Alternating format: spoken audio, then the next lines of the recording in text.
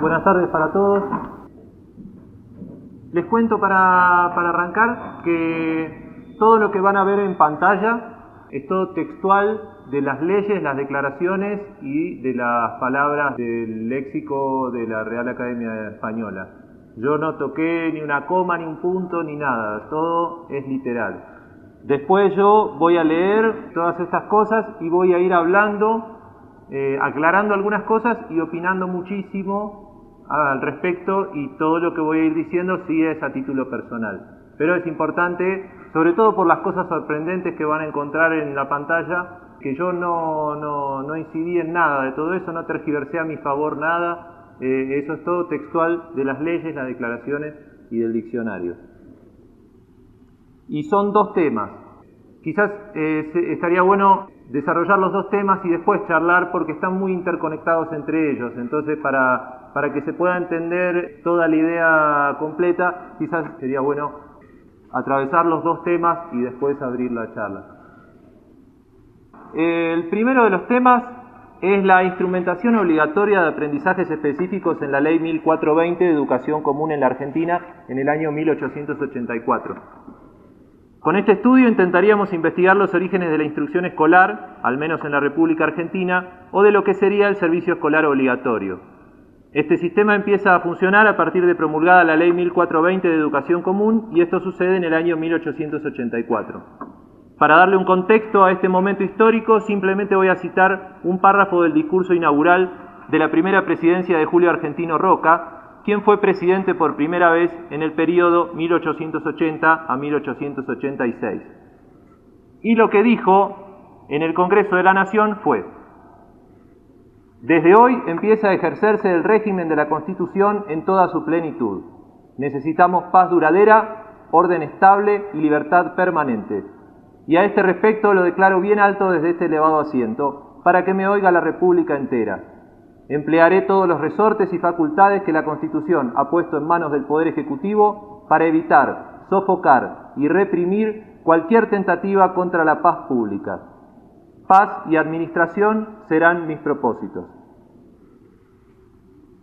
Una cosa más que agregaría es que en el año 1879, durante la presidencia de Nicolás Avellaneda y un año antes de asumir su primera presidencia, Julio Argentino Roca fue el teniente general de la conquista del desierto, la acción militar que arrasó con la Pampa y la Patagonia en la Argentina, masacrando miles de personas que ahí estaban para incluir todos esos territorios al fisco.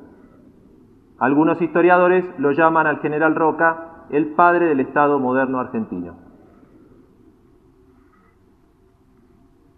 Dice el artículo primero de la Ley 1420 de Educación Común que la escuela primaria tiene el único objeto de favorecer y dirigir simultáneamente el desarrollo moral, intelectual y físico de todo niño de 6 a 14 años de edad.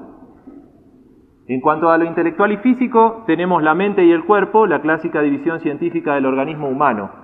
No se hace referencia al espíritu, como sí vamos a ver en la Declaración de los Derechos del Niño de las Naciones Unidas, especialmente porque en esta época de la historia argentina las relaciones políticas entre la Iglesia y el Estado no eran las mejores, incluso en el ámbito mismo de la educación, dado que esta ley fue también la que le quitó a la Iglesia la potestad exclusiva de educar a los niños. Ahora aparece otra parte, una terceridad, que es la moral. Lo que yo entiendo es que se está haciendo referencia a la capacidad de obedecer, o sea, el chip que se le inserta al niño para que entienda las órdenes y las obedezca. Pero lo que dice el diccionario de la Real Academia de las Palabras es que moral son las normas que regulan el comportamiento humano desde el punto de vista del bien, también un estado anímico, la moralidad y todo lo relativo a la moral. De ahí surge que la norma es el modo de hacer una cosa, no dice si este modo de hacer está determinado o preestablecido, eso lo vamos a ver más adelante, la regla o la pauta, y que normal es lo que sirve de norma, lo que sucede como siempre, en geometría lo perpendicular y también la escuela de maestros. A las escuelas donde se les enseña a los maestros a ser maestros se les llama escuelas normales. Y que normalizar es poner en orden lo que no lo estaba y regularizar. Entonces, la moral son las normas que regulan, la norma es la regla, y normalizar es regularizar. Y así es que la regla es el instrumento para trazar líneas rectas, el modo en que debe hacerse una cosa. Acá ya hay un deber, no es solo el modo de hacer una cosa como en la norma, sino el modo en que debe hacerse. El precepto o el principio, los preceptos se le llama a los mandamientos de Dios y los principios ya los vamos a ver en la Declaración de las Naciones Unidas, pero es más una terminología de la administración pública. La moderación y la medida, dos aspectos fundamentales para cualquier economía, y en matemática dice método para efectuar una operación. No dice si es el único método o el mejor, pero al menos es uno. También regulador o reguladora es el o la que regula, y como sustantivo masculino, el mecanismo que mantiene la uniformidad en el funcionamiento de una máquina o una instalación. Habría que considerar que la máquina puede ser una máquina social y la instalación la de todo un entendimiento en una sociedad. Irregular dice, conforme a una regla o norma, que no tiene variaciones o cambios bruscos, esto sería que sucede como siempre, como lo normal, ni grande ni chico, o sea, mediano, no bueno, esto es paradójico porque así como vamos a ver lo asociada que está la regularidad al bien y a lo bueno, se suele decir que algo no tan bueno es algo regular. También dícese de los polígonos cuyos lados y ángulos son iguales, otra vez la exactitud geométrica como en la perpendicularidad de lo normal, y quizás habría que entender que algunos urbanistas son demasiado obsesivos. Dícese de los verbos que se ajustan a las reglas generales de la conjugación, o sea, los que conservan la misma raíz, que le pasa a muchas personas también. Y como verbo dice medir, ajustar, reglar, poner en orden y regularizar. Veíamos que normalizar es poner en orden lo que no lo estaba y que regular también es poner en orden.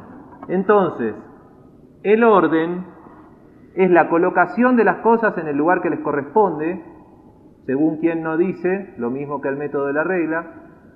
Regla para hacer las cosas, enseguida aparece el instrumento. Circunstancia de funcionar algo con regularidad. Categoría en la clasificación de animales y plantas, esto tiene que ver con Aristóteles. En la arquitectura clásica, conjunto de la columna y el entablamento, el orden mismo de la gravedad de la Tierra, si es que es un orden. Sacramento por el cual reciben su consagración los ministros de la Iglesia. Pareciera ser que los ministros de la Iglesia, antes de colocar las cosas en el lugar que les corresponde, se ordenan a sí mismos, como una costumbre eclesiástica. Y en femenino, la orden es el mandato que se debe obedecer y ejecutar. Ir a la escuela es uno de los ejemplos clásicos. Ahora, estas normas que regulan el comportamiento humano son desde el punto de vista del bien. Y quizás en este punto de vista encontremos el método de la regla y la correspondencia del orden, aunque tampoco sepamos si es el único punto de vista posible. Y bien, dice que en filosofía es el valor moral supremo. El valor también lo vamos a encontrar más adelante en la Declaración de los Derechos del Niño, pero es un concepto bastante ambiguo que a simple vista parece muy económico. Lo que es bueno, favorable o beneficioso, de manera conveniente o acertada, y en plural, los bienes son el conjunto de todo lo que posee una persona, es decir, su capital, para hablar ahora sí en términos estrictamente económicos. Mientras que bueno o buena es lo que actúa bien desde el punto de vista moral, la moral desde el punto de vista del bien y lo bueno desde el punto de vista moral dan a entender que no se pueden dejar de mirar el uno al otro. Lo adecuado, más adelante vamos a llegar a la adecuación. Lo apetecible o sabroso, esto refiere a la digestión que ahora mismo vamos a ver, y lo sano, que también vamos a ver enseguida. De allí surge otro concepto casi económico, que es el beneficio, que dice que es el bien que se hace o se recibe. En lo que se hace o se recibe podemos encontrar los polos clásicos de la economía y la contraprestación. Pagar, cobrar, debe haber, importaciones, exportaciones. Y hablando de todo un poco también la ganancia y el provecho. Y este provecho es el beneficio que se consigue o se origina de algo, implantando una ley nacional, por ejemplo, y el efecto beneficioso producido por la comida en el organismo.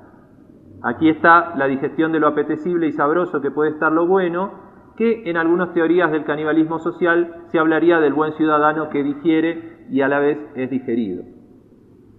Ahora, hacer algo bien era además hacerlo de manera conveniente, y convenir es ser de la misma opinión que otro, estar de acuerdo y también ser adecuado o útil.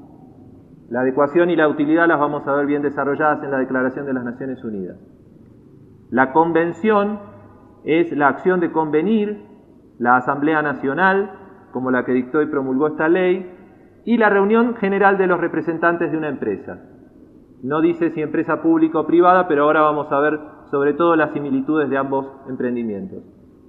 Y finalmente, convencional es lo establecido por convenio o costumbre o de común acuerdo, se llama derecho consuetudinario al que deriva de las acciones habituales de la costumbre, cuya fuerza, dicen, suele ser arrolladora, y el miembro de una convención, que si es que el pueblo es el soberano que gobierna y la Asamblea Nacional la que lo representa, habría que considerar como miembros del contrato social a todos los ciudadanos convencionales.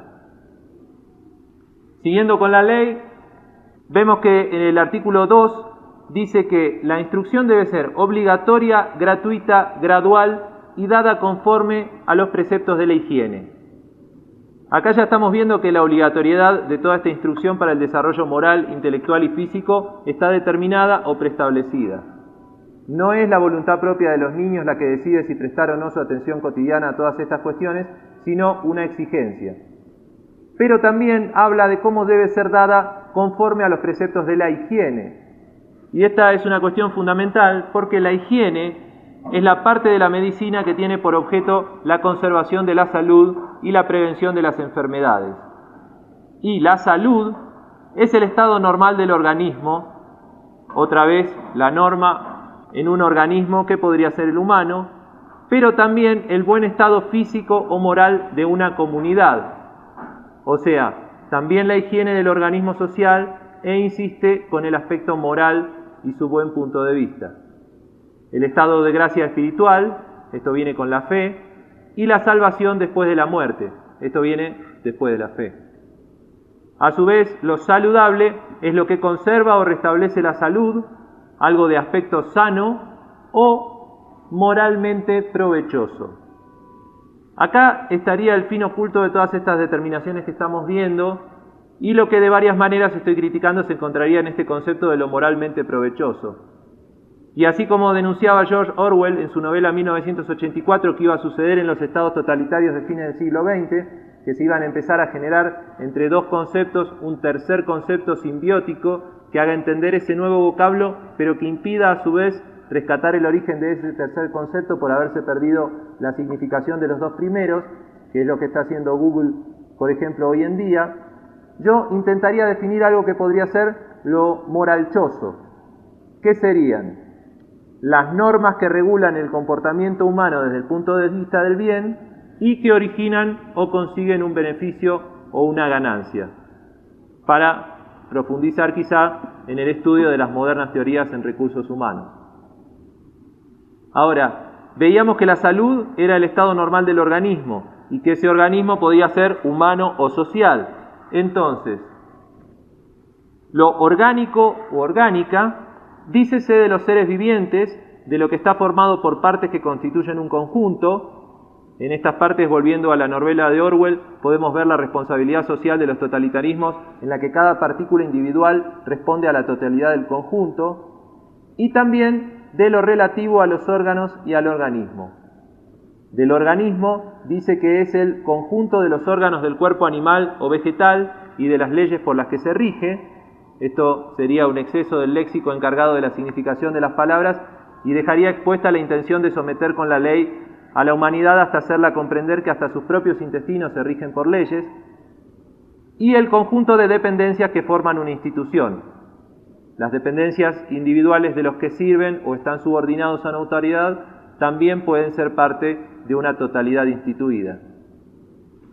Y por último, organizar es disponer algo de manera que sus partes cumplan una función o contribuyan a un fin, y ese fin nuevamente podría ser el desarrollo moral, intelectual y físico de los niños, si hablamos del servicio escolar obligatorio, o el desarrollo de toda una sociedad, si consideramos las normas y las reglas que hacen funcionar las partes dependientes de una institución.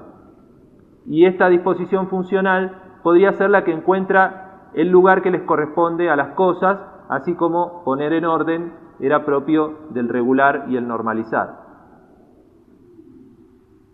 Algo que se podría agregar a la cuestión de la higiene es una particularidad de la historia argentina, y es que el redactor de esta ley y el que la propuso en el Congreso de la Nación fue el doctor Eduardo Wilde, que de 1882 a 1886, durante la presidencia de Julio Argentino Roca, fue ministro de Justicia, Culto e Instrucción, pero que también 10 años antes, en el año 1873, durante la presidencia de Domingo Faustino Sarmiento, había sido director del Departamento de Higiene y Obras de Salubridad de la Nación. Es decir, que se dedicó primeramente a la salud física y en segunda instancia a la salud mental de la comunidad, con todos los aspectos ideológicos y políticos que abarca la mentalidad de los seres humanos. El artículo 3 dice que la obligación escolar comprende a todos los padres, tutores o encargados de los niños dentro de la edad escolar establecida en el artículo 1. O sea que todas estas obligaciones se hacen extensivas a los padres y adultos responsables. Los padres tienen que obligar a sus hijos a que cumplan su obligación y la ley se encarga de obligar a los padres a que obliguen bien a sus hijos. No pueden decir que ya le dijeron a su hijo e hicieron todo lo posible, pero que no les hace caso y que si no va a la escuela es problema de él. Los padres, por ser los padres del niño, después de 2 días de inasistencia y no habiendo justificado correctamente esa inasistencia, pueden recibir multas económicas, o sea que tienen que pagarle plata al Estado Nacional, con lo difícil que es conseguir plata y sobrevivir en un mundo económico, sobre todo, como dicen los propios padres, cuando se tiene un hijo que mantener, y eventualmente, cosa que no aparece en la ley, pero que ha sucedido varias veces, pueden ser judicialmente alejados de sus hijos por considerarse que no tienen la capacidad para imponerles la instrucción obligatoria que les favorezca y dirija simultáneamente su desarrollo moral, intelectual y físico. Hay igualmente 3 instancias más de control. Las primeras son los maestros mismos, como vamos a ver más adelante, luego los inspectores, que van a revisar que las planillas de asistencia estén siendo llenadas de buena forma, y por último, esta misma ley establece la creación de consejos escolares de distrito, formado por 5 padres notables que sin recibir pago alguno se encargan de supervisar las tareas de maestros e inspectores. Continúa el artículo 4 diciendo que la obligación escolar, no deja de insistir con el carácter obligatorio, puede cumplirse en las escuelas públicas, en las escuelas particulares. Esta diferenciación la vamos a analizar más adelante, pero buscando las similitudes de ambas propuestas educativas, o en el hogar de los niños. Puede comprobarse por medio de certificados y exámenes y exigir su observación por medio de amonestaciones y multas progresivas, sin perjuicio de emplear, en caso extremo, la fuerza pública para conducir los niños a la escuela. Esta sería algo así como una quinta instancia definitiva después de padres, maestros, inspectores y consejo escolar de distrito. En el artículo 6 aparece lo que podríamos denominar los aprendizajes específicos instrumentados obligatoriamente por la ley, donde detalla que el mínimo de instrucción obligatoria comprende las siguientes materias: lectura y escritura, aritmética, las 4 primeras reglas de los números enteros y el conocimiento del sistema métrico decimal y la Ley Nacional de Monedas, Pesas y Medidas, geografía universal, historia particular de la República y nociones de historia general, idioma nacional, moral y urbanidad, nociones de higiene, nociones de ciencias matemáticas, físicas y naturales, nociones de dibujo y música vocal, gimnástica y conocimiento de la Constitución Nacional. Para las niñas será obligatorio además el conocimiento de labores de mano y nociones de economía doméstica. Para los varones, el conocimiento de los ejercicios y evoluciones militares más sencillos y en las campañas, nociones de agricultura y ganadería. Todo esto es lo que había que aprender, no se podía elegir lo que enseñar, estos eran los contenidos obligatorios de los programas de enseñanza. Pero también había escuelas especiales y estas aparecen en el artículo 11, donde dice que, además de las escuelas comunes mencionadas, se establecerán las siguientes escuelas especiales de enseñanza primaria. 1 o más jardines de infantes en las ciudades donde sea posible dotarlos suficientemente. Escuelas para adultos en los cuarteles, guarniciones, buques de guerra, cárceles, fábricas y otros establecimientos donde pueda encontrarse ordinariamente reunido un número cuando menos de 40 adultos ineducados. Escuelas ambulantes en las campañas donde por hallarse muy diseminada la población no fuese posible establecer con ventaja escuelas fijas. O sea que fueron por todos. Y estas escuelas también tenían una serie de aprendizajes específicos que se detallan en el artículo 12, donde dice que el mínimo de enseñanza para las escuelas ambulantes y de adultos comprenderá estas ramas: lectura, escritura, aritmética, las 4 primeras reglas y el sistema métrico decimal, moral y urbanidad, nociones de idioma nacional, de geografía nacional y de historia nacional, explicación de la Constitución Nacional, enseñanza de los objetos más comunes y cursos especiales elementales relacionados con las actividades industriosas de carácter general o regional. Acá se encuentra lo que ya se veía en la diferenciación entre la historia particular de la República y las nociones de historia general del artículo 6, pero profundizado en una carencia predeterminada fundamental en la que no hay ni historia general ni geografía universal. Los adultos reciben solo instrucción de su propia nación. Cualquiera que haya ido a la escuela y se acuerde puede asegurar que lo que le enseñaron en distintos lugares del mundo, que no fueran su propia nación, fue muy poco. Ya es poco lo que se sabe de los países vecinos y muchas veces la información que se tiene de otros continentes es muy general y separada de cualquier contextualización histórica, como que en Europa es el primer mundo y todos viven bien, o en África está todo mal y todos se mueren de hambre. De esto también habla Orwell en su novela 1984, de lo poco que se sabe de las otras regiones del mundo y de cómo se tergiversa la información de un lugar al otro para considerar amigos o enemigos a distintas otras naciones o estados del mundo para mejor manipular a las personas de acá, así como se hace allá con las personas de allá. Entonces, esta carencia predeterminada en los mismos programas de estudio quizás podría ser el germen de las particularidades que caracterizan a un territorio y a sus habitantes, o también el sustento filosófico-político de las ideas nacionalistas. Pero estas cuestiones las vamos a ver mejor desarrolladas en la Declaración de las Naciones Unidas. Ya en el ámbito docente dice el artículo 24 que nadie puede ser director, subdirector o ayudante de una escuela pública sin justificar previamente su capacidad técnica, moral, siempre estamos diciendo, y física para la enseñanza en el primer caso, con diplomas y certificados expedidos por la autoridad escolar competente del país. En el segundo, con testimonios que abonen su conducta. En el tercero, con un informe facultativo que acredite no tener el candidato enfermedad orgánica o contagiosa capaz de inhabilitarlo para el magisterio.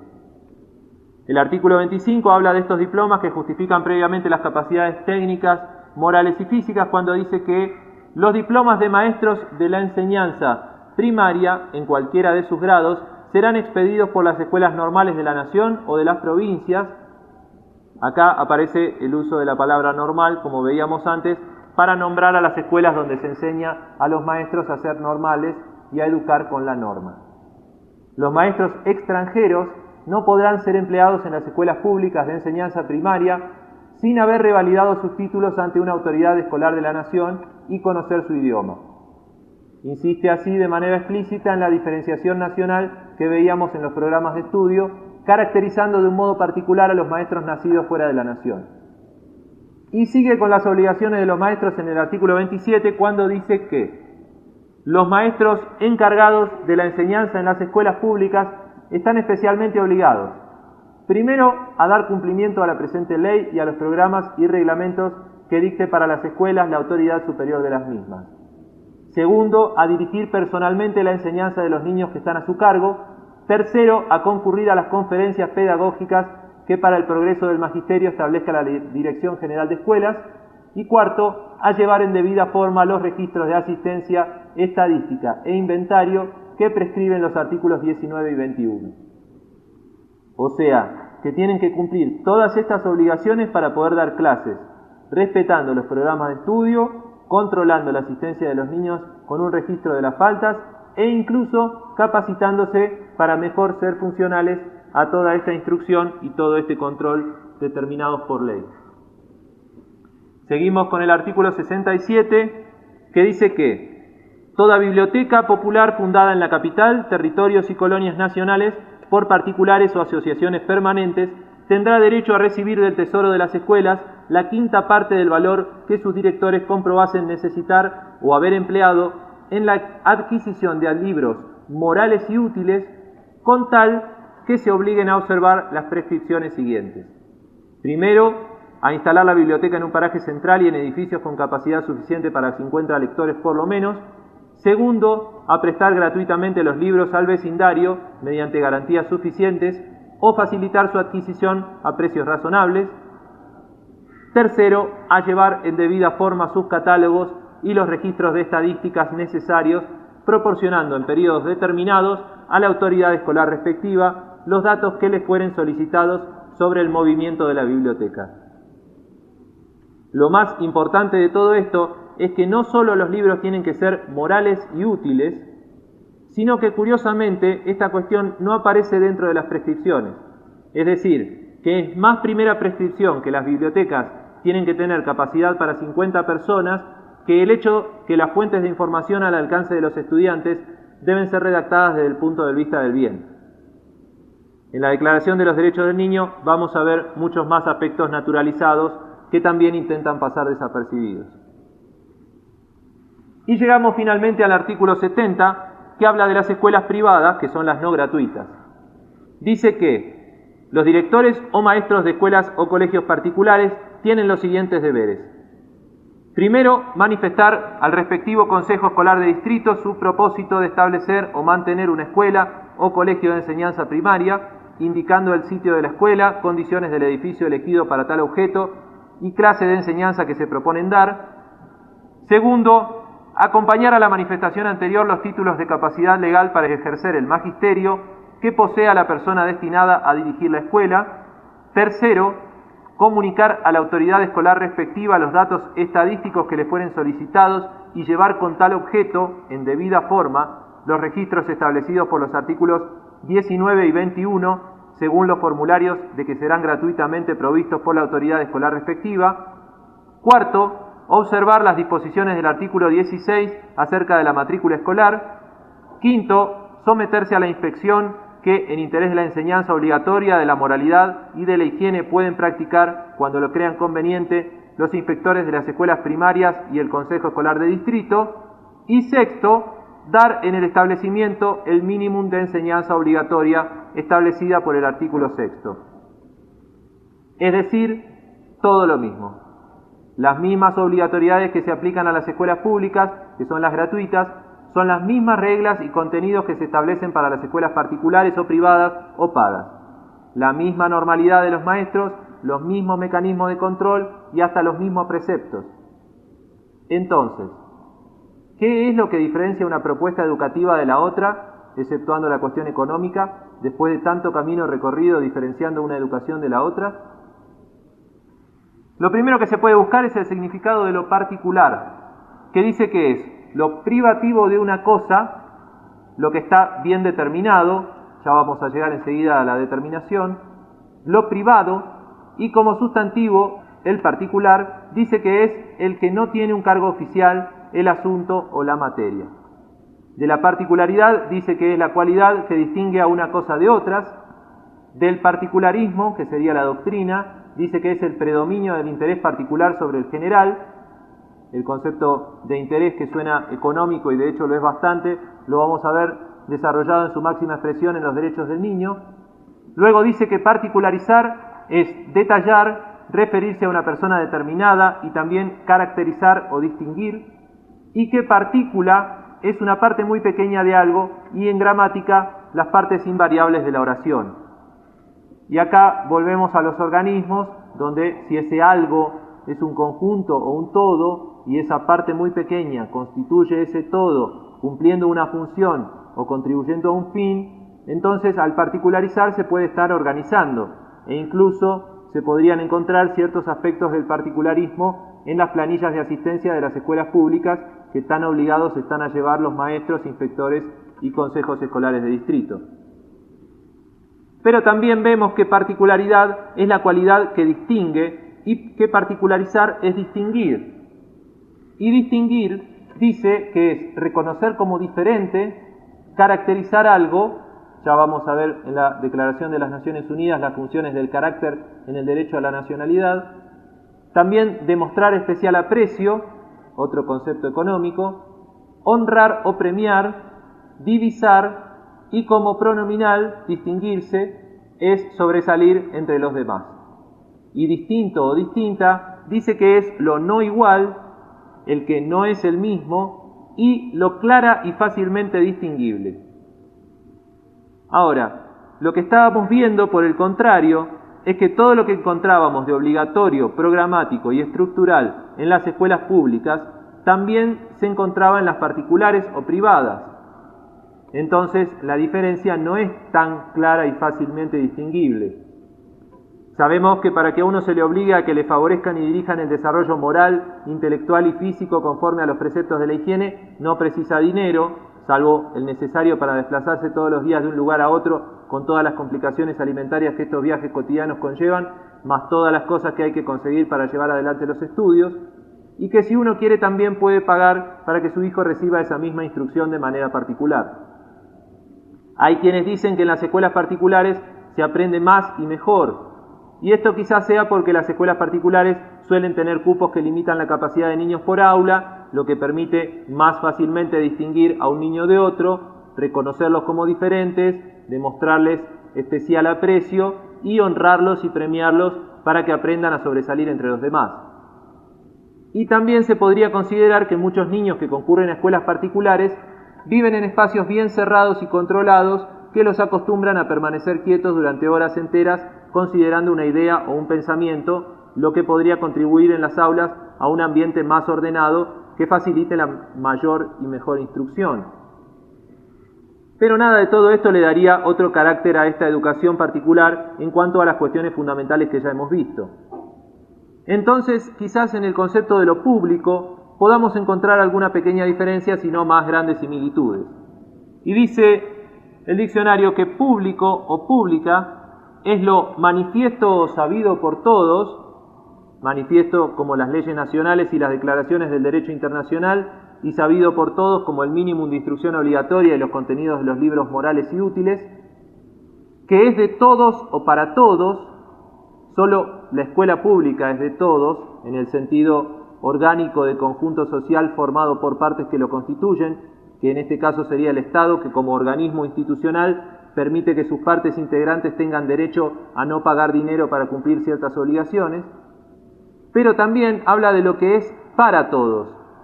Y como veíamos en la ley misma, no hay característica distintiva que le permita a un niño evadir la obligación escolar con todas sus imposiciones, y en esta similitud se encontraría lo público de la escuela particular o privada. También dícese de los organismos encargados de ejecutar la administración del gobierno. Paz y administración serán mis propósitos, había dicho el presidente de la Nación.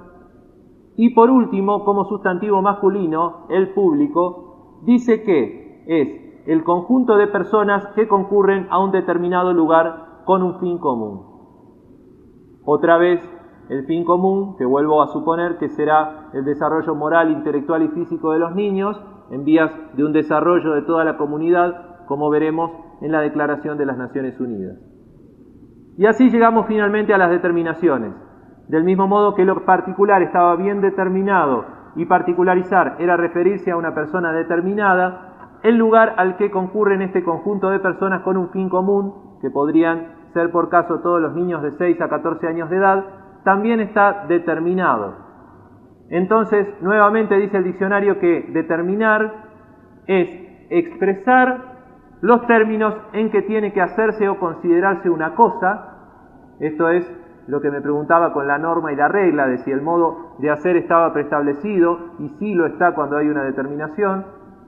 Fijar o establecer, conocer ciertas cosas partiendo de datos dados. Estos serían, por ejemplo, otra vez los aprendizajes específicos del mínimo de instrucción obligatoria y los libros morales y útiles a disposición de los alumnos. Causar, la determinación como causa de distintas consecuencias, como el entendimiento de una nacionalidad o incluso del propio organismo humano regido por leyes, como veíamos anteriormente. Producir, o sea, esto es una producción de inteligencias y puntos de vista que van a habitar a los ciudadanos adultos una vez terminada su instrucción, y este sería el carácter creativo de este tipo de determinaciones. Y por último, decidir o resolver, que sería lo que hacen las convenciones, como la Asamblea Nacional, que dicta y promulga leyes como esta. Para concluir con las diferencias y similitudes entre lo que se paga y lo que se recibe gratuitamente, voy a citar una frase del historiador y escritor Billy, que dice: si la economía es el árbol que no deja ver el bosque de los abusos políticos, entonces la diferencia entre la escolarización paga y la gratuita escondería una misma determinación.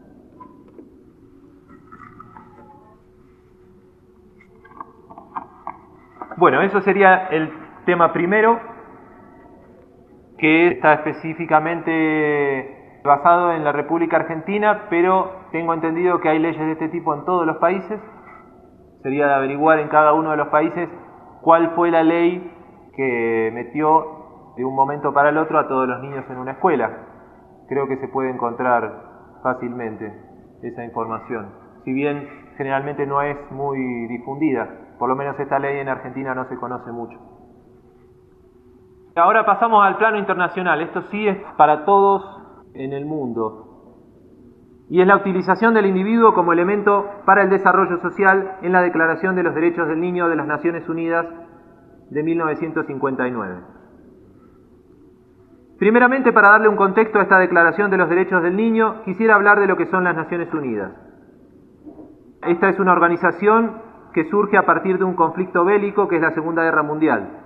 Digo a partir porque si bien la organización venía gestándose desde muchos años antes, es fundada finalmente a solo 2 meses y medio de terminado el conflicto, después de 6 años de guerra continuos, y por los 5 grandes ganadores de la guerra, que hoy en día siguen siendo los 5 integrantes del Consejo de Seguridad de la organización. No voy a desarrollar en profundidad lo que fue la Segunda Guerra Mundial porque sería muy complejo y muy extenso. Lo que voy a hacer en cambio es contar lo que considero que fue el principio del fin, ocurrido el 6 de agosto de 1945. Ese día, Harry Truman, el presidente de los Estados Unidos, dijo: si no aceptan nuestras condiciones, pueden esperar una lluvia de destrucción desde el aire como la que nunca se ha visto en esta tierra. Las imágenes que vemos son, a la izquierda, una fotografía aérea de la ciudad de Hiroshima, en Japón, antes del 6 de agosto, y a la derecha, la misma toma fotográfica, pero después del 6 de agosto. Lo que sucedió ese día fue que cayó la primera bomba atómica en territorio civil plenamente poblado, y lo que produjo fue esta destrucción masiva que vemos en la segunda foto. La explosión destruyó todo en 1,5 kilómetros a la redonda, y 1/3 de la población murió en el acto. Las repercusiones de la radiación perduraron durante años en la salud de los habitantes. 3 días después de esta bomba, explotó otra bomba más en la ciudad de Nagasaki con los mismos efectos, y el imperio japonés se rindió, llegando a su fin la Segunda Guerra Mundial. Así fue que la Organización de las Naciones Unidas fue fundada el 24 de octubre de 1945 por los 5 integrantes de su Consejo de Seguridad: China, Estados Unidos, Francia, Reino Unido y Rusia, y más de 50 estados, entre los que se encontraban la mayoría de las naciones latinoamericanas: Argentina, Bolivia, Brasil, Chile, Colombia, Costa Rica, Cuba, Ecuador, El Salvador, Guatemala, Haití, Honduras, México, Nicaragua, Panamá, Paraguay, Perú, República Dominicana, Uruguay y Venezuela. En la actualidad, los 193 países soberanos reconocidos internacionalmente ya son miembros de la organización. Vamos entonces a ver la Declaración de los Derechos del Niño, firmada en el año 1959, 14 años después de fundada la organización, que dice en su preámbulo que: considerando que los pueblos de las Naciones Unidas han reafirmado en la Carta, se refiere al documento en el que se firmó la creación de la organización, su fe en los derechos fundamentales del hombre y en la dignidad y el valor de la persona humana y su determinación, veíamos muy bien en la Ley de Educación lo que era determinar algo, de promover el progreso social y elevar el nivel de vida dentro de un concepto más amplio de libertad. Y acá están bien expresados inmediatamente los fines comunes de lo público, donde el crecimiento económico no hace más que ampliar el concepto que se debe tener de la libertad.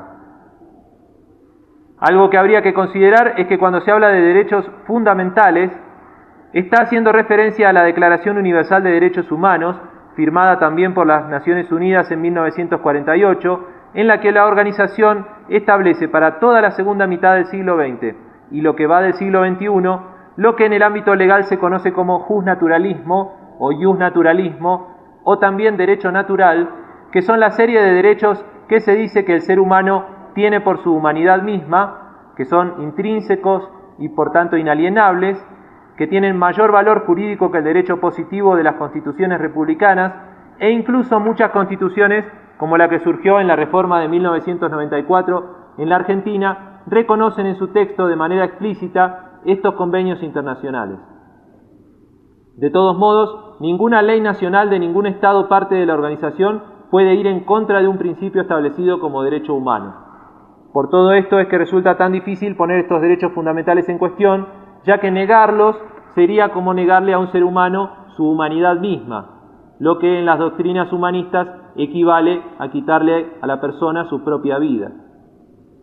Ahora, cuando habla de la persona humana hace referencia también a su valor, cosa que ya se veía en la Ley de Educación Común y que sigue pareciendo un concepto básicamente económico. Y el diccionario de la Real Academia dice que valor es la cualidad de la cosa que tiene cierto mérito, utilidad o precio, la importancia y significado de una cosa, la cualidad de valiente, en música la duración relativa de un sonido, y en plural los valores son los documentos que se cotizan en la bolsa. Y de valorar dice que es atribuir valor o mérito a una persona o cosa y también tasar o valuar. En primera instancia, cuando el valor funciona como sustantivo, se habla solamente de cosas, pero en el acto verbal de valorar ya aparece la atribución de valor a una persona, como se dice en la declaración. Ahora, más allá de la economía del mérito, la utilidad y el precio, que son aspectos medibles que pueden ser tasados o valuados para administrarlos como recursos, el valor es la importancia y el significado de una cosa. Entonces encontramos que importante es lo que tiene valor, interés o influencia, y que importar es introducir en un país cosas de otro. Ya vamos a ver lo que son los países cuando lleguemos al plano macroeconómico de todas estas mismas cuestiones, pero ya es curioso cómo en el acto de dar importancia a una cosa importante surge la existencia de un país, un extranjero y una contraprestación entre ambos. También tener valor o interés cierta persona o cosa, otra vez aparece la persona y su valor y su interés, como vamos a ver más adelante, y llegar a cierta suma el precio de algo. Finalmente, la importancia también tenía sus buenos aspectos económicos. A su vez, de significado o significada, dice conocido o importante, quizás manifiesto y sabido por todos, como lo público, y cosa significada o representada, significación. Y de significar, dice que es representar por medio de algún signo. Habría que considerar que el medio para representar los signos no siempre estuvo en manos de cualquiera. Ser una expresión, la representación de cierta cosa o idea. Esta expresión puede, ¿por qué no?, haber sido manipulada por los medios que representan. Hacer saber, acá podemos saber que el saber mismo, como todo, es algo que se construye.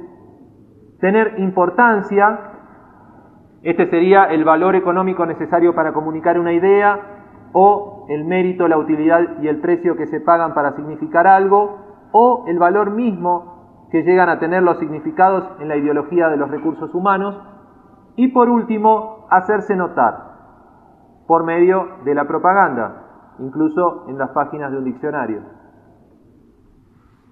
Siguiendo con el preámbulo, dice que considerando que las Naciones Unidas han proclamado en la Declaración Universal de Derechos Humanos que toda persona tiene todos los derechos y libertades enunciados en ella, sin distinción alguna de raza, color, sexo, idioma, opinión política o de cualquier otra índole, origen nacional o social, posición económica, nacimiento o cualquier otra condición.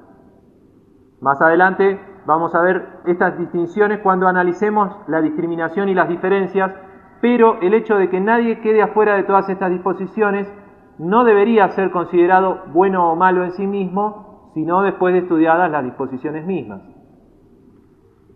Continúa diciendo el preámbulo que, considerando que el niño, por su falta de madurez física y mental, necesita protección y cuidados especiales, incluso la debida protección legal, tanto antes como después del nacimiento. Habría que considerar también que, desde el punto de vista legal, se dice que niño es toda persona menor de 18 años y que este límite de tiempo en la vida humana se caracteriza, según la ley misma, por una falta de madurez. Y buscando la madurez, encontramos que maduración es la acción de madurar y el proceso por el cual el ser humano o los animales alcanzan el estado adulto. Ahora vamos a ver lo que es un adulto. Que madurar es poner maduro un fruto y meditar un plan o proyecto. Esto suele estar en boca de muchos padres que aconsejan un buen plan o proyecto de vida. Y que madurez es la cualidad de maduro, la edad de la persona que ha alcanzado su plenitud vital. Hay personas que escapan a esta regla llegando a la vejez sin nunca haber alcanzado ningún tipo de plenitud. Y la sensatez y la prudencia. Primero podemos ver que adulto o adulta dícese de la persona o animal que han alcanzado su pleno desarrollo. Acá aparece bien explícito en la plenitud vital de la persona el fin común y palabra clave de la economía. Por eso los países que crecen están en vías de desarrollo y sus ministerios de desarrollo social se encargan de favorecer este crecimiento. Pero en la madurez también se habla de sensatez y de la prudencia. Y esto nos va a mostrar otro aspecto muy importante de la maduración del adulto cuando dice que sensato o sensata dícese de la persona que se comporta de modo conveniente y de sus actos o palabras, y que prudencia es la virtud que consiste en discernir lo bueno de lo malo y la discreción o la mesura. Entonces, como veíamos antes en la ley de educación común, el modo conveniente de los convenios tenía que ver con ser adecuado y útil, y con estar de acuerdo primeramente con la Asamblea Nacional y sus miembros, y también con lo establecido incluso por costumbre. Y si la prudencia es la que, conociendo lo bueno y lo malo, elige el bien que lo favorece, lo beneficia y también le es conveniente, se podría decir que madurar es, además, el hecho de estar de acuerdo con el bien. Y esta sería la característica moral oculta en la falta de maduración física y mental a la que hace referencia la declaración. Pero antes de continuar, habría que agregar que dentro de esta lógica de la maduración y frente a los casos de niños que por alguna razón propia se rebelan a todos estos acuerdos, los cuidados especiales y la debida protección legal también funcionarían cuidando y protegiendo al niño de sí mismo, de su falta de madurez para sumarse al fin común del desarrollo y, en última instancia, de su desacuerdo con el bien establecido. Concluye el preámbulo con los antecedentes legales de esta declaración, considerando que la necesidad de esa protección especial ha sido enunciada en la Declaración de Ginebra de 1924 sobre los derechos del niño y reconocida en la Declaración Universal de Derechos Humanos y en los convenios constitutivos de los organismos especializados y de las organizaciones internacionales que se interesan en el bienestar del niño. Una vez más, el interés al que vamos a llegar enseguida. Y por último, la nota emotiva con cuarteto de cuerdas y la imagen de un bello amanecer, considerando que la humanidad debe al niño lo mejor que puede darle. Considerando todo esto que veíamos, dice que la Asamblea General proclama la presente Declaración de los Derechos del Niño a fin de que éste pueda tener una infancia feliz y gozar, en su propio bien y en bien de la sociedad, de los derechos y libertades que en ella se enuncian, e insta a los padres, a los hombres y mujeres individualmente y a las organizaciones particulares, autoridades locales y gobiernos nacionales a que reconozcan esos derechos y luchen por su observancia con medidas legislativas y de otra índole adoptadas progresivamente en conformidad con los siguientes principios. Otra vez, la responsabilidad social obligada de la parte en una totalidad orgánica y en este caso en una contraprestación de bienes entre el propio niño y la sociedad, instando a todos los miembros de la Convención, del ámbito público y del privado indistintamente, como también veíamos en la Ley de Educación Común, a responder solidariamente a esta declaración. Una cuestión más antes de pasar a los principios: es posible que en este caso el verbo instar no sea el más apropiado, quizá por ser una acción muy débil para toda la fuerza que ejercen estos derechos. Porque instar es pedir con insistencia, y es verdad que se está pidiendo con insistencia, pero tal vez sería mejor hablar de instituir, que es dar principio a algo, hablando de principios, en especial establecer cierto derecho, régimen, sistema, etc., y fundar una organización de interés público. La organización podría ser la de las Naciones Unidas o la de cualquiera de sus estados parte, o mismo la de una familia que respeta todos estos principios. Ahora sí, vamos a ver dichos principios. Y el 1 dice que el niño disfrutará de todos los derechos enunciados en esta declaración. No dice si es una obligación o un derecho o algo que seguro va a suceder, pero el niño va a disfrutar y punto. Estos derechos serán reconocidos a todos los niños sin excepción alguna, ni distinción o discriminación por motivo de raza, color, sexo, idioma, religión, opiniones políticas o de otra índole, origen nacional o social, posición económica, nacimiento u otra condición, ya sea del propio niño o de su familia. Otra vez insiste en la no discriminación, que a lo último vamos a ver bien desarrollada. Sigue el principio 2 diciendo que el niño gozará de una protección especial y dispondrá de oportunidades y servicios, dispensado todo esto por la ley y por otros medios, para que pueda desarrollarse física, mental, moral, espiritual y socialmente en forma saludable y normal, siempre estamos diciendo, así como en condiciones de libertad y dignidad. Al promulgar leyes con este fin, la consideración fundamental a que se atendrá será el interés superior del niño.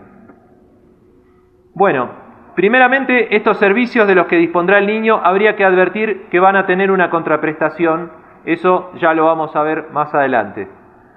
O sea, si bien hay cosas gratis en la vida, estos servicios seguro que no lo son.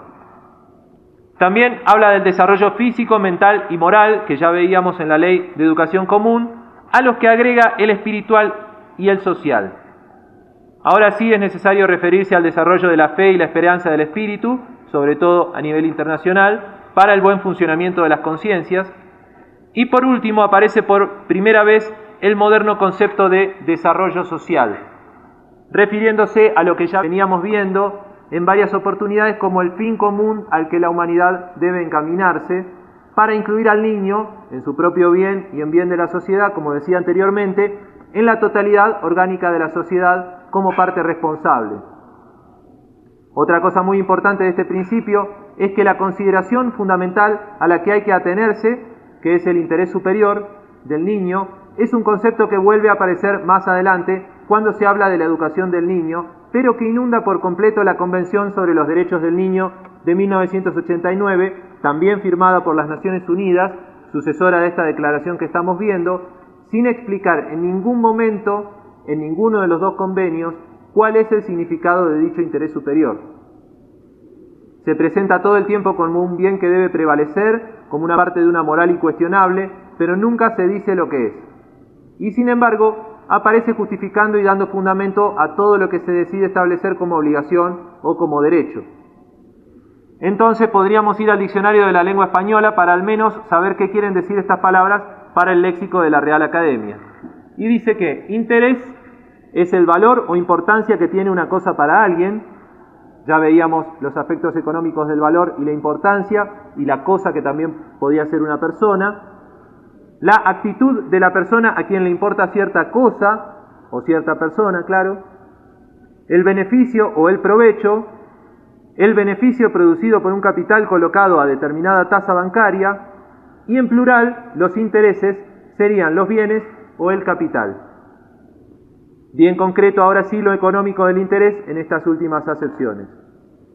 Y por otra parte, lo superior es lo que está situado encima de otra cosa o más alto que ella, lo que es más que otra persona o cosa en cantidad, calidad, jerarquía, etc., lo excelente o lo excepcional, una persona que tiene autoridad sobre otra, y como masculino, pero creo que en femenino funciona lo mismo, como en las madres superioras, dice director de una comunidad religiosa. Así es que esta simbiosis, no sé si orwelliana o googleana, porque Orwell la denuncia, en cambio Google la utiliza, podría interpretarse de algún modo, ya que no contamos con el significado oficial, como lo económico por encima de todo o por sobre todas las cosas. Volviendo a la declaración, el principio 3 dice que el niño tiene derecho desde su nacimiento a un nombre y a una nacionalidad. Por un lado, si bien quizás sea lindo a veces llamarnos unos a otros con un nombre, también habría que considerar que el nombre es funcional a la utilización de las personas. Si estamos estudiando las teorías en recursos humanos, es importante saber que cuando se los puede nombrar, se los puede manipular con más facilidad, por ejemplo, para inscribirlos en una escuela, para que al producir reciban un salario específico, para que paguen sus impuestos, para controlar su entrada o salida de distintos países e incluso para acomodarlos ordenadamente en un cementerio. Ahora, también dice que el niño tiene derecho a una nacionalidad. Y esto es mucho más complicado porque así como la existencia del individuo se justifica en sí misma, la de las naciones puede justificarse de muchas maneras distintas, según el entendimiento de cada uno de sus integrantes, y también a veces puede existir sin que nadie intente explicar nada ni poner en cuestión ninguna costumbre, como veíamos en el derecho consuetudinario de los convenios. Podemos buscar entonces, al menos desde el punto de vista del diccionario de la Real Academia de la Lengua Española, qué es la nacionalidad y ver cómo se justifica su existencia. Y dice que nación es el conjunto de los habitantes de un país regido por un mismo gobierno y el territorio de ese país, y que nacionalidad es el carácter peculiar de los pueblos e individuos de una nación y el estado jurídico de esos individuos. Entonces, la nación es el conjunto de habitantes de un país y el territorio de ese país. Y país es el territorio que forma una unidad geográfica o política. Creo que lo geográfico habría que dejarlo de lado porque partiendo de la Pangea, que era la masa de tierra única rodeada de agua que según los geólogos existía en los orígenes del planeta, las unidades geográficas dependen mucho del punto de vista. Una unidad geográfica puede ser una isla, pero solo a veces, como en el caso de Japón, se puede hablar también de unidad política. El ejemplo de Irlanda es un buen caso contrario de diferencias políticas en una supuesta unidad geográfica. Así que considerando esto, vemos que política es el arte y actividad de gobernar un país y las orientaciones que rigen la actuación de una persona o entidad. En cuanto a la persona, justamente lo que se está intentando demostrar con este análisis crítico es que la política individual está prohibida y que solo puede existir dentro de una totalidad orgánica. Pero eso lo vamos a ver más adelante. Ahora, si eso es la política, el país sería un territorio unificado por un gobierno y las orientaciones que rigen su actuación. Y otra vez tendríamos que ver, como en el caso de la educación pública y la privada, en la Ley de Educación Común, no solo las pequeñas diferencias, sino también y sobre todo las grandes similitudes entre los distintos países. Pero esto haría suponer que una nación es un conjunto de habitantes de un territorio gobernado o el mismo territorio de un territorio gobernado.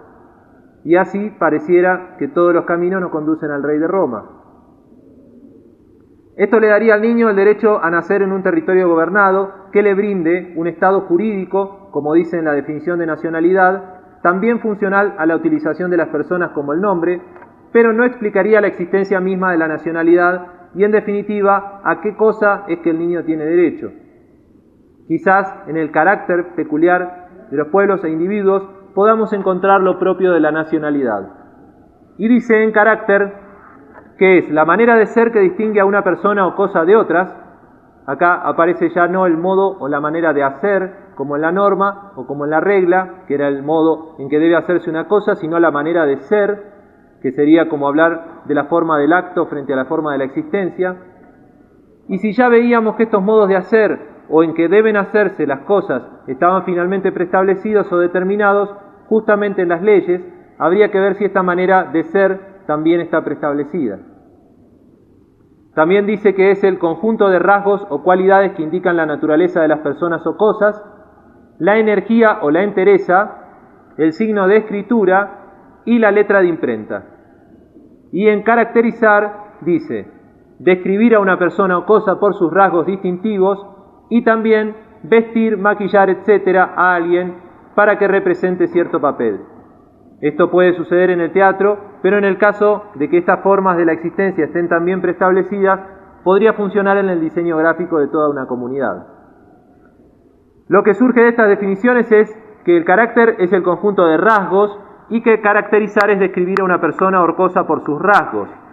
Y el rasgo es la línea de adorno en la escritura. Consideramos a la escritura no solo en el ámbito caligráfico, sino también en el filosófico, ideológico o político, la peculiaridad del carácter, una acción notable y las facciones del rostro. Acá estaríamos entrando en un terreno aparentemente racista, un aspecto físico que le daría distinción a la manera de ser y que caracterizaría a la nacionalidad, si bien, a mi entender, tampoco la justificaría ni la explicaría en lo más mínimo. Este entendimiento de la nacionalidad, según las facciones del rostro, se podría buscar en el supuesto miedo ancestral a lo desconocido, que generaría reuniones en grupos homogéneos, considerando que durante mucho tiempo los medios de transporte no estuvieron muy desarrollados y quizá movilizarse desde el África hasta el Río de la Plata era muy difícil, salvo que a uno lo tuvieran en cuenta como recurso humano y lo llevaran de un lugar al otro para hacerlo trabajar aunque no quisiera. Pero si esto tampoco puede justificar o explicar la manera de ser que caracteriza a la nacionalidad, quizás en una curiosa redundancia podamos encontrar una salida a esta forma de la existencia tan enigmática. Y así como la nacionalidad es el carácter peculiar y el rasgo es la peculiaridad del carácter, dice el diccionario que peculiar es lo que caracteriza a una persona o cosa. Entonces, es así como la nacionalidad se convierte en el carácter que caracteriza y el rasgo en lo que caracteriza al carácter. Y en este acto creativo, tan creativo como el arte de la política, podemos encontrar al mismo carácter como medio de comunicación en su función como signo de escritura, que como veíamos antes, en el significado es lo que expresa la representación de una persona o cosa, y en un grado más profundo del entendimiento, quizás llegue incluso a indicar la naturaleza también de las personas o de las cosas. Ahora, si bien este signo de escritura puede transmitirse de modo verbal, es en la imprenta donde se concreta con el uso de los caracteres tipográficos que durante siglos y hasta hace unos pocos años fueron recursos que no estuvieron en manos de cualquiera. Y buscando en el diccionario encontramos que imprenta es el arte y actividad de imprimir y el taller donde se imprime, y que imprimir es dejar en un sitio una marca, reproducir sobre papel, tela, etcétera, la superficie de las planchas de imprenta, hacer que algo quede fijado en la memoria o el ánimo de alguien y dar a una cosa cierto carácter, giro, etcétera. Ya no percibir, sino dar, crear e inventar un carácter para dejar en un sitio una marca que quede fijada en la memoria con la impresión, por ejemplo, de libros morales y útiles como la Biblia, la Enciclopedia Iluminista, las Constituciones Republicanas y las Declaraciones del Derecho Internacional, generando así una propaganda nacionalista que tenga por objeto la creación de una nacionalidad e incluso favorezca el nacimiento de una nación. Si esto fuera así, entonces también podríamos hablar de una forma de la existencia o una manera de ser preestablecida, como veíamos en la forma del acto o la manera de hacer. Y acá, en la Declaración de los Derechos del Niño, sería el carácter a la nacionalidad lo que la regla era a la norma en la Ley de Educación Común. Volviendo a los principios, dice el 4 que el niño debe gozar de los beneficios de la seguridad social, tendrá derecho a crecer y desarrollarse en buena salud. Con este fin deberán proporcionarse, tanto a él como a su madre, cuidados especiales, incluso atención prenatal y postnatal. El niño tendrá derecho a disfrutar de alimentación, vivienda, recreo y servicios médicos adecuados. Primero podríamos considerar que la seguridad es un derecho natural reconocido en la Declaración Universal de los Derechos Humanos de 1948 por las mismas Naciones Unidas. Esto es que todas las personas y todos los niños, claro, tienen derecho a vivir tranquilos y a no ser puestos en peligro, cuestión que resulta beneficiosa para ambas partes, para la persona que asegura su supervivencia mediante dispositivos sociales que la protegen y para la sociedad que puede conservar de este modo a los recursos humanos en buenas condiciones. Y todo esto para lograr un desarrollo saludable que sea, como veíamos en la Ley de Educación Común, moralmente provechoso, es decir, que tenga normas que regulen el comportamiento humano desde el punto de vista del bien y que originen o consigan un beneficio o una ganancia. Ahora, también desarrolla el disfrute que ya veíamos en el principio primero, en 4 derechos específicos a los que modifica con un adjetivo que hace que no sean ni cualquier alimento, ni cualquier vivienda, ni cualquier recreo, ni cualquier servicio médico, sino los adecuados. Y entrando en el mundo de la adecuación, vemos que adecuado o adecuada es lo oportuno o lo apropiado y que adecuar es adaptar. De ahí encontramos que adaptar es acomodar o ajustar 2 cosas entre sí, 2 cosas como la persona y la sociedad, como veíamos recién en el contrato de seguridad, y luego que acomodar es ordenar, es decir, colocar las cosas en el lugar que les corresponde, instalar en sitio conveniente, adaptar, convenir, el contrato de seguridad legalizado entre el miembro civil y la Asamblea Nacional, y como pronominal, adaptarse es conformarse o avenirse. También que acomodaticio o acomodaticia es el o la que se acomoda fácilmente a cualquier situación. En plenos tiempos genéricos no hace el acomodar distinción entre hombre y mujer. Y que el acomodo es el empleo y la conveniencia. Acá llegamos curiosamente a otro de los derechos naturales, mejor dicho naturalizados, que es el derecho al trabajo, que de algún modo es también el derecho a ser considerado como un recurso.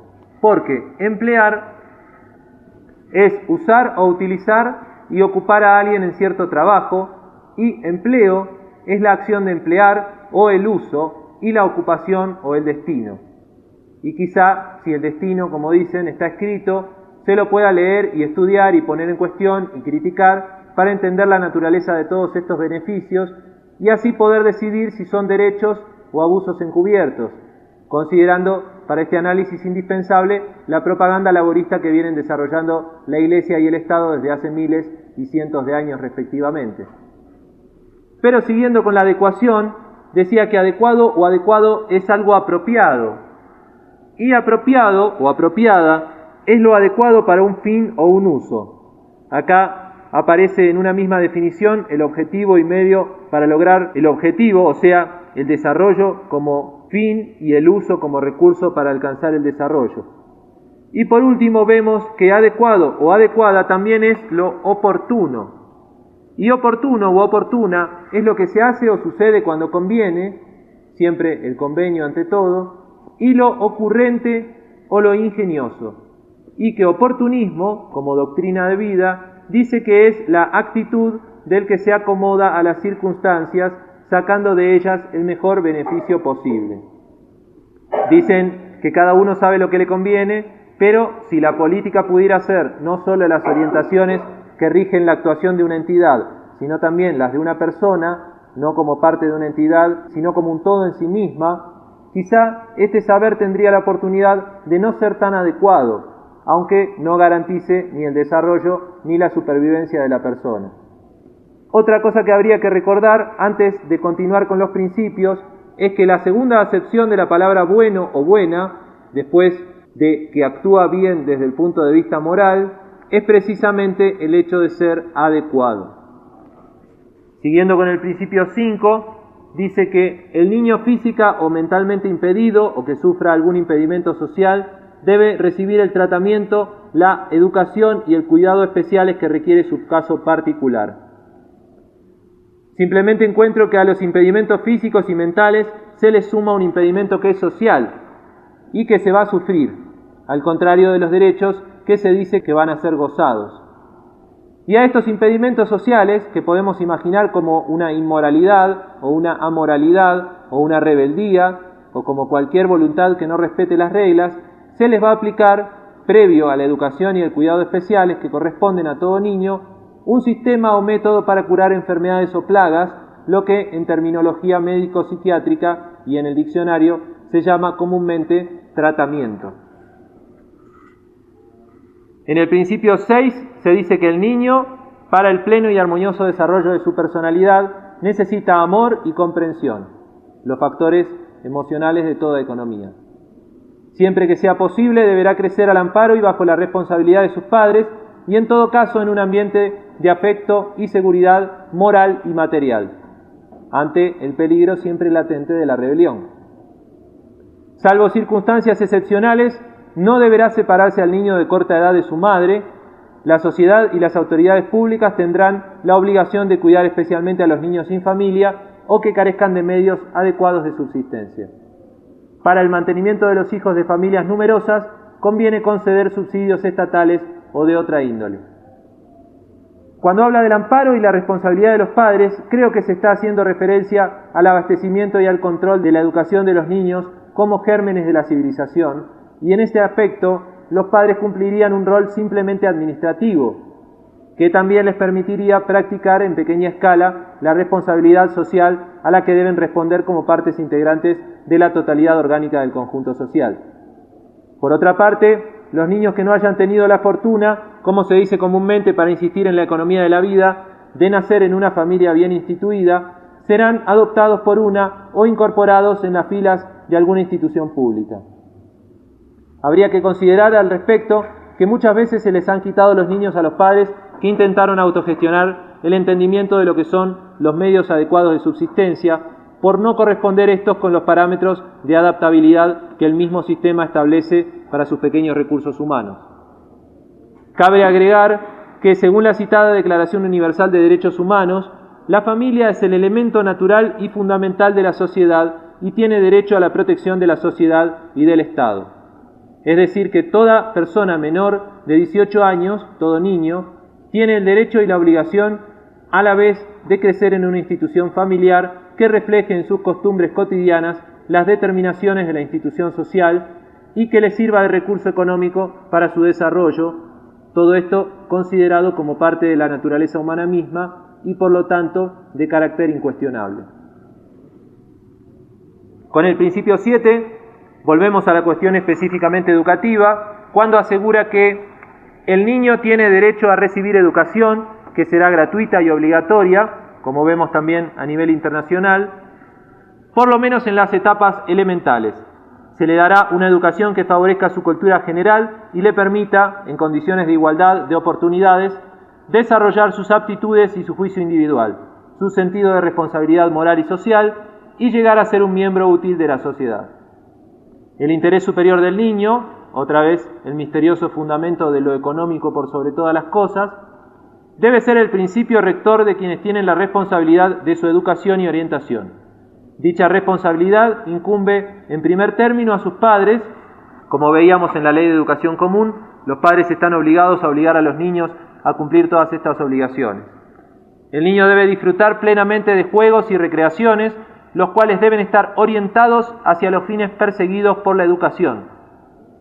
El recreo, como afirmaba el principio cuarto, debe ser adecuado. Es decir, que en el caso de que los fines perseguidos por la educación fueran, como se intenta demostrar en este análisis crítico, coercitivos y opresivos, entonces el niño sería libre de descansar, divertirse y distraerse solo en sueños.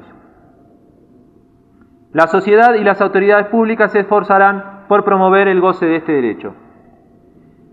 En cuanto al juicio individual, del mismo modo que veíamos en la política personal, es algo prohibido, precisamente por el sentido de responsabilidad moral y social, que induce al niño a saberse parte de un todo y a responder solidariamente al conjunto orgánico de la sociedad.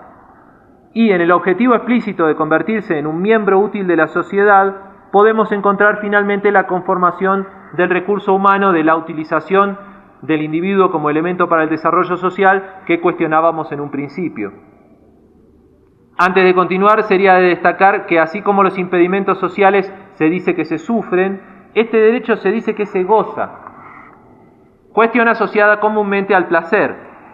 Y volviendo al diccionario de la Real Academia, encontramos que gozar, en su primera acepción, es sentir placer, pero que además, en su segunda acepción, es el hecho de tener algo que da beneficios.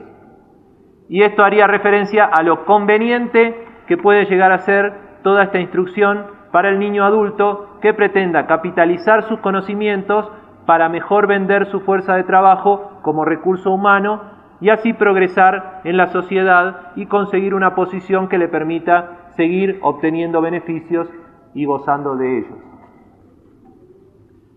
Continuando con el principio 8, dice que el niño debe, en todas las circunstancias, figurar entre los primeros que reciban protección y socorro. Otra nota emotiva con una secuencia de película en la que el niño se está ahogando y tras un enorme esfuerzo se lo logra rescatar de la muerte y entonces vuelve a todas sus obligaciones y a las vías del desarrollo como indicaba su interés superior.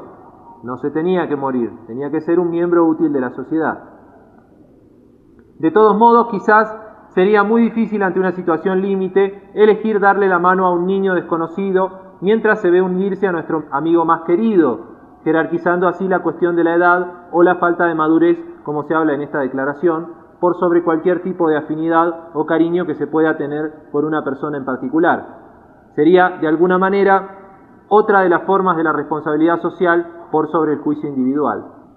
Pero además, como veíamos antes, este principio opera fomentando el sacrificio de los padres para el adecuado crecimiento del niño que, por su significación moral en los convenios establecidos, funciona como herramienta de control que obliga a los padres a una práctica de responsabilidad social dentro de la institución familiar, a veces antes de alcanzar ellos mismos la adultez, que les sirve para mejor adaptarse a la gran responsabilidad social que deben tener como parte integrante en la totalidad del conjunto orgánico de la sociedad.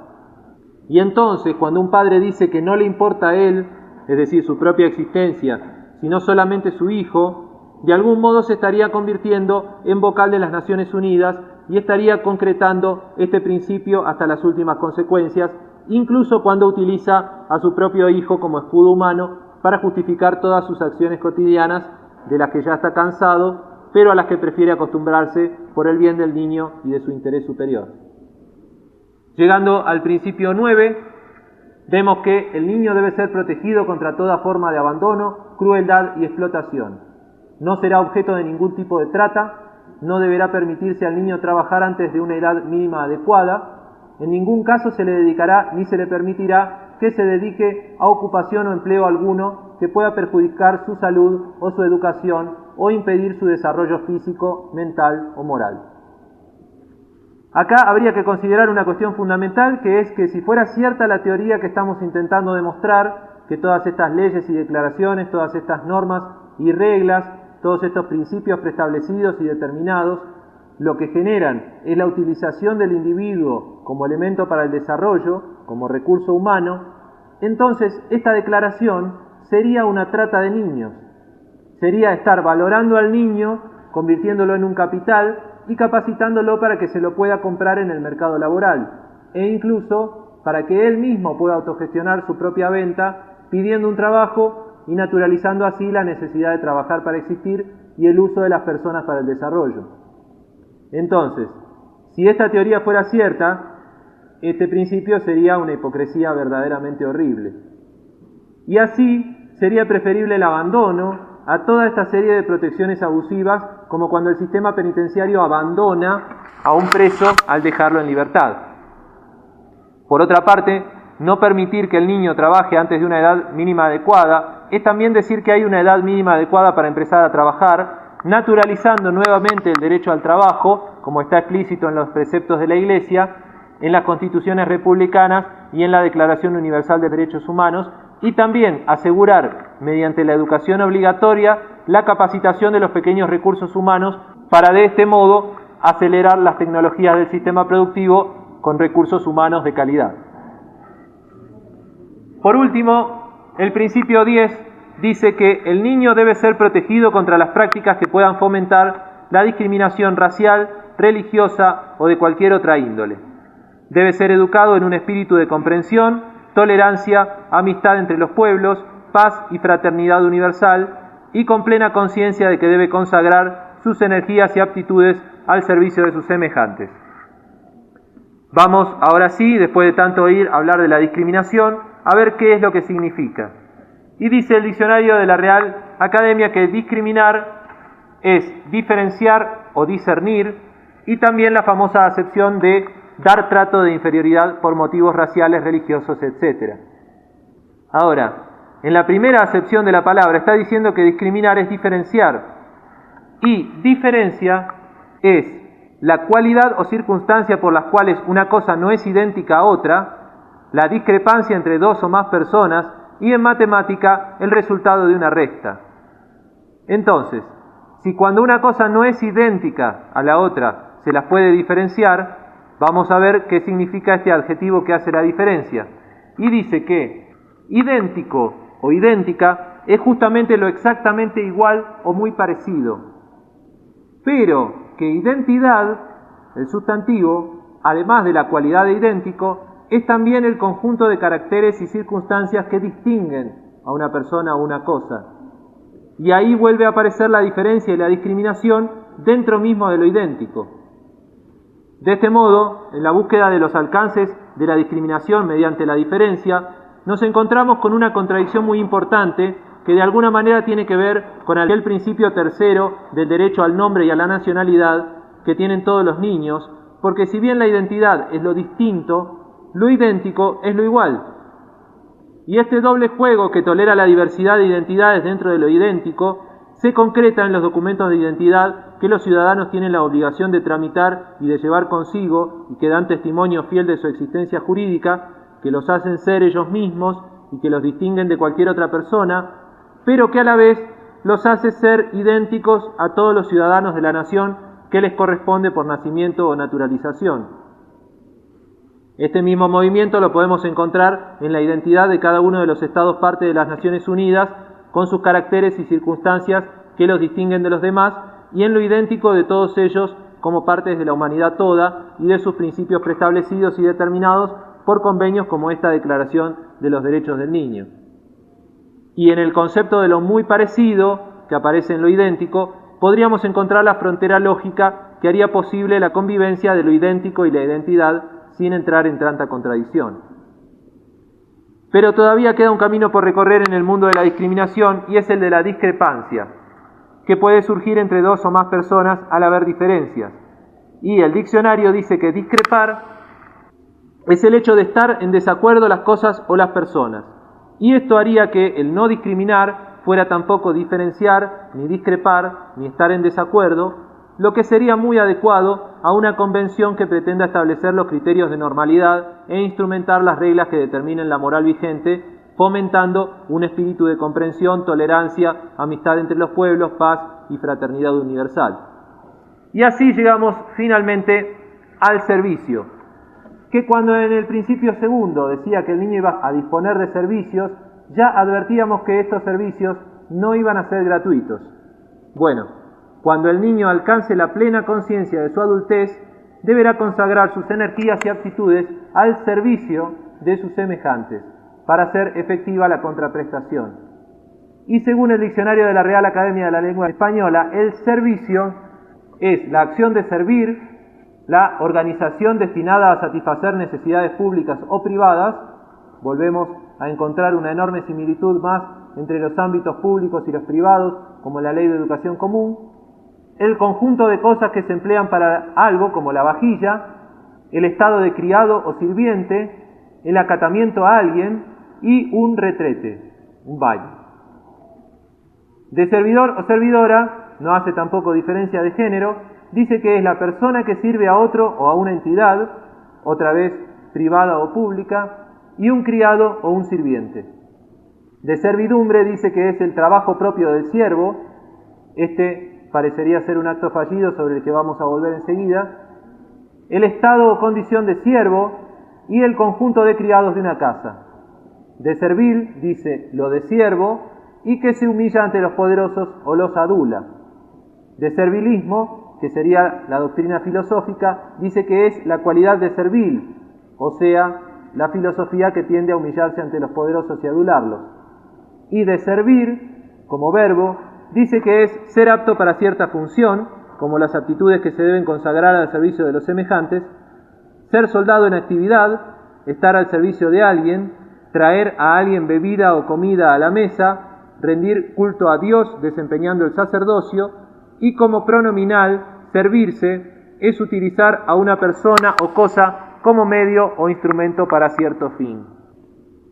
Y acá aparecería nuevamente la utilización del individuo como elemento para el desarrollo, que sería como siempre el cierto fin y lo moralmente provechoso del recurso humano. De todo esto surge que el siervo o la sierva indistintamente, que dice que es un esclavo y también, por decirlo de otro modo, una persona completamente sometida a otra. Quedaría solo por ver el acto fallido al que hacíamos referencia en la servidumbre, donde decía que era el trabajo propio del siervo. Pero si el siervo es el esclavo y la esclavitud está abolida, y si el trabajo no es esclavitud, sino un derecho, no sería adecuado decir que el siervo tiene un trabajo propio. Bueno, considerando que el diccionario fuente de este análisis crítico no es del siglo XVIII, sino que está actualizado al año 2006, quizá podemos suponer que nada más se trate de un error de imprenta. Concluimos esta segunda parte de conflictos bélicos encubiertos con otra frase del historiador y escritor Billy que dice: la paz es siempre la consecuencia del triunfo de alguna guerra, y querer vivir en paz es sumarse a la fiesta de los triunfadores y brindar con ellos para siempre.